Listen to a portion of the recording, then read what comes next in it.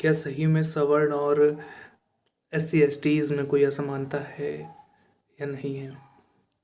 क्या सही में इसके पहले कोई असमानता होती थी? शायद होती भी रही हो, नहीं पता है मुझे इसके बारे में। जहाँ तक हमारे बारे में है, अपनी बात हम करते हैं, हमने तो कभी किसी के साथ असमानता नहीं की। अब शायद किसी ने गलती से असमानता समझी हो तो हो सकता है उसे ज़्यादा ही भेदभाव के बारे में अनुभव रहा होगा, या फिर उन्हें बताया जाता रहा होगा। जहाँ तक इस एक्ट की बात है, यूनिवर्सिटी ग्रांट कमीशन 1956 में ये एक्ट वैसे भी आ चुका था। अब इस पर परिवर्तन करके सरकार क्या दिखा देना चाहती है? दिखा देना चाहती ये है कि कैसे यूनिवर्सिटी के अंदर बच्चों से आपस में भेदभाव करवाया जाए। क्या इसके पहले कोई भेदभाव वाली बात आती थी? नहीं आती थी। लेकिन जैसे ही ये एक्ट आया, पूरे देश में इस चीज़ की और ज़ोर शोर से बात होने लगी। मतलब कि एक ग्रुप है, स्टूडेंट्स का ग्रुप है, आपस में वो लोग वोट, एक सिस्टम आता है व्हाट्सएप में वोट मांगने का कि कौन कौन लोग अपने मत देते हैं।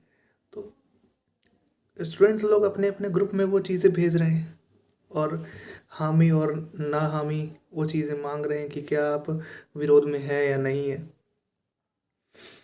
तो ग्राउंड रियलिटी तो ये है कि इस चीज़ के आने के बाद ये दोनों आपस में ही बढ़ते जा रहे हैं और लड़ने के लिए कोई विशेष मुद्दा नहीं था, तो ये मुद्दा उठ करके आ गया है कि अब दो लोग, दो पक्ष मिल करके आपस में लड़ाई करें, ना कि साथ मिल करके किसी चीज़ को दोहराएं।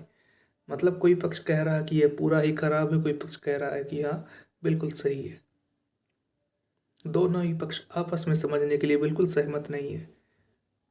तो यही विरोधाभास की स्थिति लड़ाई उत्पन्न करती है।